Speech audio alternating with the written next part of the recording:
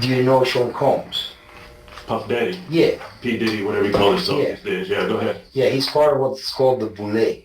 The Boulé. The Boulé is a branch of the Illuminati. Okay. It's the black people. But what exactly is the Boule? Well, in short, the Boule is a primarily black fraternity in the United States that is comprised of elites who have greatly excelled in their professions. One cannot ask to be a part of the Boule. No, no, no. They recruit who they want to join. Think W.E.B. Du Bois, Marcus Garvey, Martin Luther King Jr., Andrew Jackson, and nowadays it is thought Oprah, Jay-Z, Beyonce, all of these celebrities are also a part of the Boule. These are very highly respected people. They are the Black Americans that are supposed to influence and represent the majority of Black Americans, the ones that make the decisions, the top 10%. The top 10% that is supposed to speak for the remaining 90%. The Sigma Pi Phi Fraternity, also known as the Boule, began in the U.S. in 1904. Now take a look at these portraits. Does anything pop out to you? I know that this is a black and white, but do you notice how these gentlemen are all fair-skinned? Also, most of them have MD behind their name, meaning most of them are doctors, all but one. This is no coincidence. This is a product of the slave masters taking the black women and impregnating them to go on to have biracial children. Now, the thing for many mixed race persons back in the day was whether or not you could pass as white. Let's not forget the paper bag test.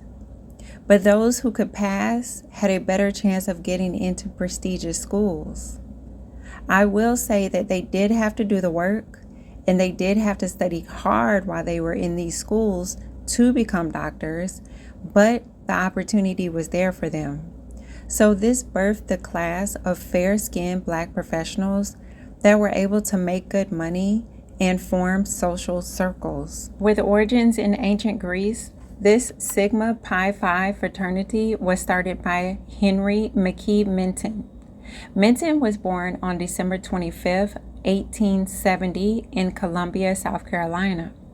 In school, he excelled as an athlete, debater, as well as an editor. Minton enrolled in the Philadelphia College of Pharmacy and graduated with a degree in 1895. He operated the first black-owned drugstore in Philadelphia until 1902 when he enrolled in the Jefferson Medical College. Henry and his friends recognized the call of W.E.B. Du Bois in 1903 for a talented tenth of African Americans to work for the benefit of all. And Minton imagines, as he studies to become one of the fewer than 20 African American doctors in the entire city. Henry seeds the idea in conversations with friends.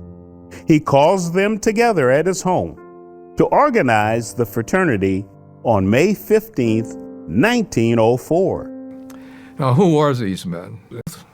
Basically, there was nothing that was published about this organization in those early years. It was a secret organization.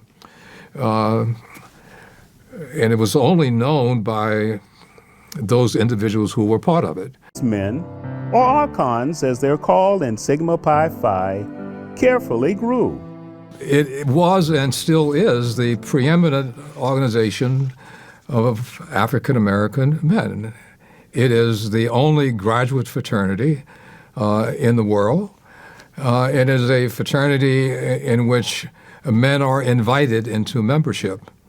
And it contains, I would say, the most illustrious African American men in the world. Let's think for a second about who were some of the members of this fraternity.